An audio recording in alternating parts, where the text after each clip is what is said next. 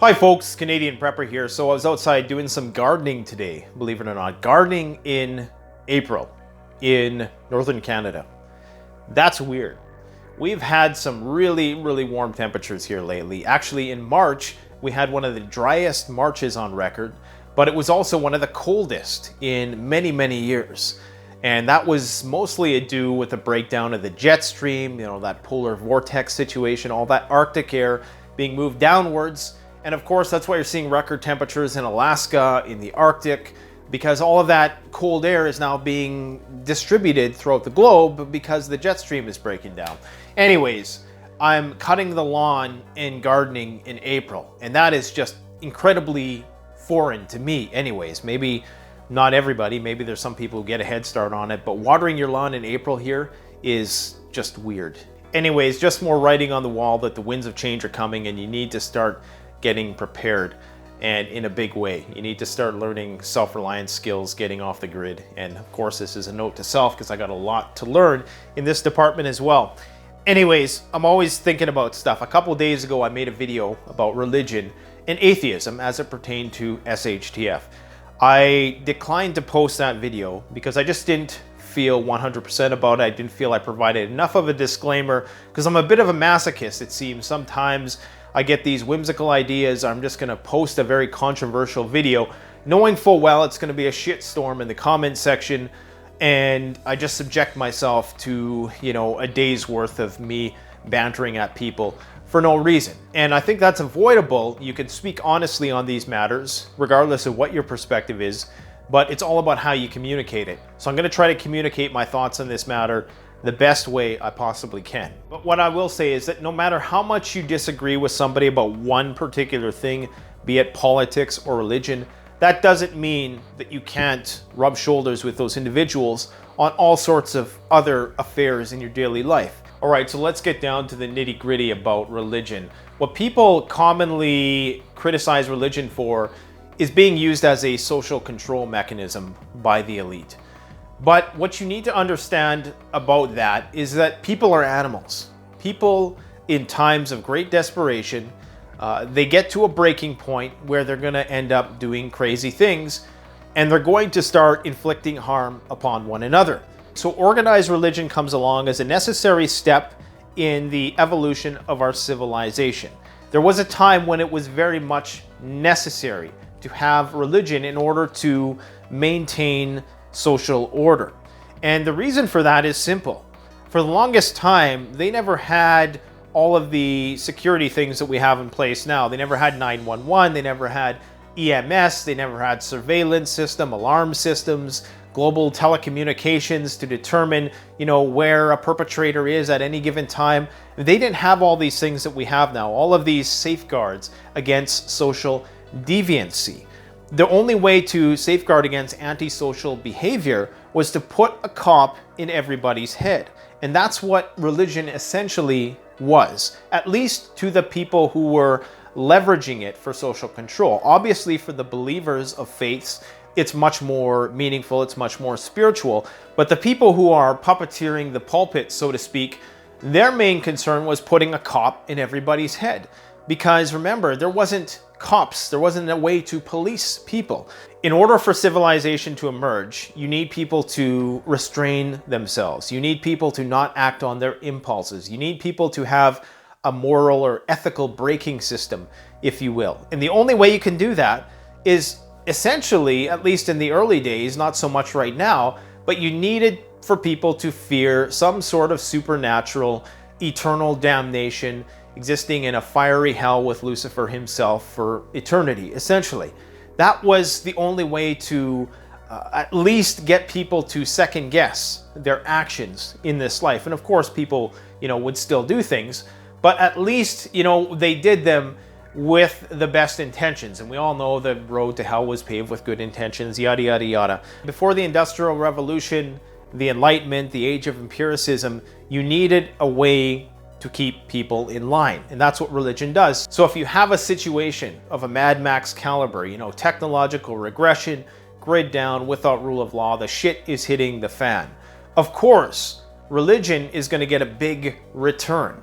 And I say a return because by and large, the numbers have been diminishing. People have been moving more towards the viewpoints I'm going to talk about: atheism, agnosticism, hedonism, objectivism, all of those things. They've been moving away from theism. So right now we're at a point where our civilization is on the cusp of abandoning our humanity physically. We're at the point where we're entering the transhumanist era, and it's only a matter of time in the next couple decades, if we make it that long, where the technology is going to be more intrusive. It's going to enter our bodies, whether that's the Neuralink system, where they're going to connect the software and the computing software that you use directly to your brain, or it's going to come in the form of sensors that are embedded in your body, augmenting your body with robotics and things of that nature. Especially when you bring genetic modification like the CRISPR system into play, then obviously there comes a point when what we once viewed as the human being is no longer. So this is why religion then, in its most archaic forms anyways, is going to become largely obsolete if it cannot amend itself to this new transhumanist age. Now let's talk about how religious people and atheist people differ, and we're going to talk about the most radical extremist forms of these people, because that's the best way to understand the differences in these types of people. What I typically have found is that religious people tend to succumb more so to psychosis, and atheistic people tend to succumb more to psychopathy. The atheist view is a very globalist one. The fundamentalist religious view is a very localized nationalist one. And with that comes the scope of their destructiveness. I can't really find a better way to try to put into words what I'm trying to say. So people on the religious end of things are more prone to psychosis. Psychosis is either delusions or hallucinations about something. A religious person might think that God is telling them that they need to go and do something to people who are not believers. Whereas the radical atheistic person, and I'm not talking about the average religious person or the average atheistic person, I'm talking about the extreme. The extreme atheist, the misanthropic, that just means, a person who, doesn't like humanity, wants to sterilize himself, doesn't believe in having children, is just all about hedonism and trans everything, and, just basically a big old FUCK for all until they die, essentially, or until they mod themselves into cyborgs, which they're eagerly anticipating. That type of personality is much closer to psychopathy than a person who is on the religious end of things, who, yeah, they might be delusional about a few things. I'm talking about the fundamentalist ones. I'm not talking about, the good tax-paying religious person who does community work, and, those people are amazing people. And I don't want people to misinterpret what I'm saying here. There's good atheist people, there's good religious people. Some of the people I think who do the most for the world are the people who go to church on Sundays and work hard. And there's also, people on the atheistic end who do good things for people. I'm talking about the extremes, okay? So the people who are in that extreme religious mindset, they're delusional for the most part. If I go and commit all these atrocities, well, Allah is going to take me to the afterlife and welcome me with open arms. So what does this mean with regards to how these radical fundamentalists are going to interact with the world post-collapse, if they make it that long in that world? Well, I think that people on the religious end of things, as lone wolves, are probably not going to be a major problem. They almost need a group. They almost need the reinforcement of a cult to reinforce any bad ideas that they might have. Whereas a person who is, like I say, the stone cold, apathetic, secular atheist, they may be more likely to do things that are considered, immoral or unethical, because they don't have the same, what I call, a moral braking system. So religious people, they have that inner cop. I know I'm using two different analogies here, but they have the braking system that allows them to, reconsider what they're going to do to somebody. But the religious people have been indoctrinated, let's just say, with the 10 Commandments, okay? If they do these certain things, then they're going to be punished for it. And a person who doesn't believe in that doesn't have that. So there is no truth, anything goes. So as a lone wolf, I think those people will probably be more troublesome, the atheistic type.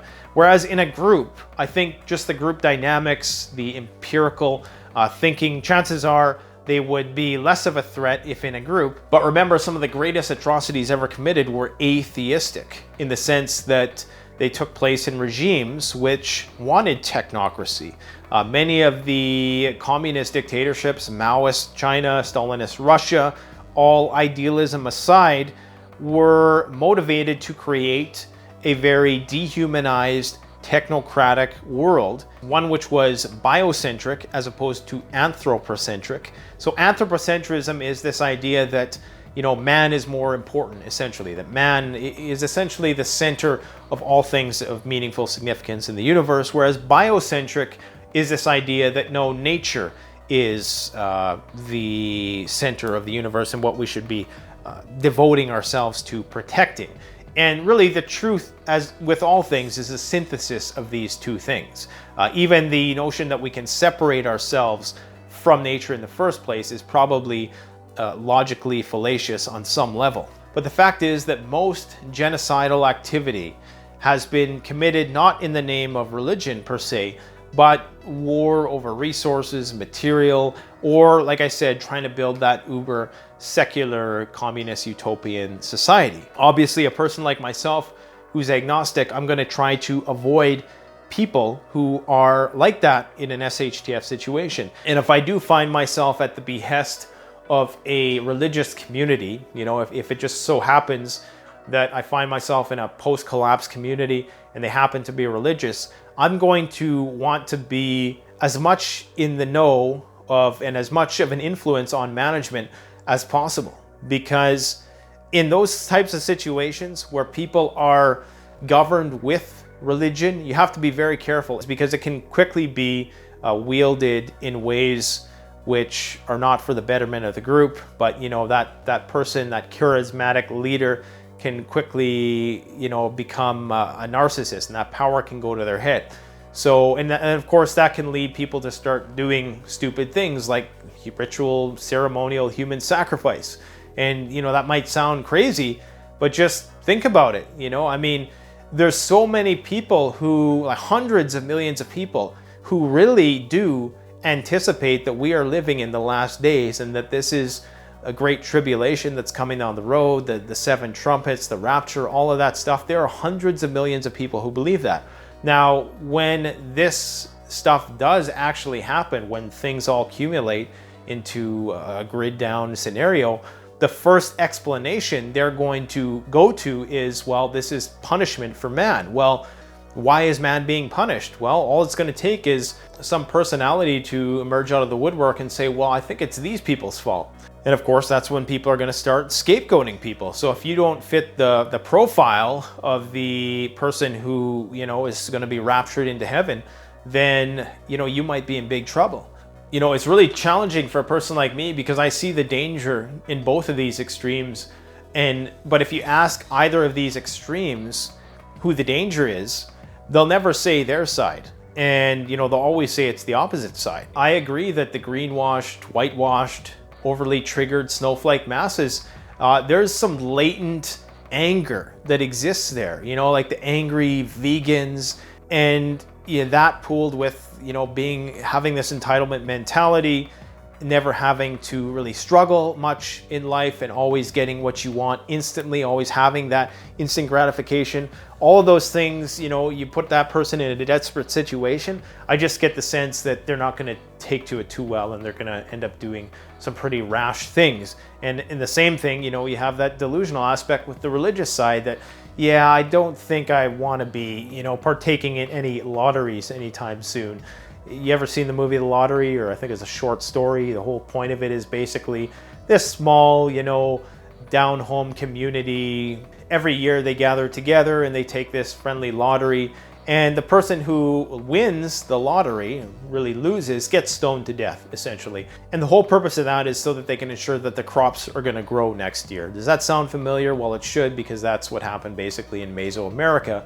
And of course, eventually that may start off with the best of intentions, as misguided as it may be, but what eventually is going to happen is just going to turn into a bloodlust free-for-all where, you know, people are just going to think they need more and more sacrifice because this isn't working. And so it's a slippery slope is what I'm trying to say. So in my personal opinion, I'm trying to avoid groups which are using religion or identity politics as a means of social control. I just feel that that's going to end badly. How do you choose people to align yourself with?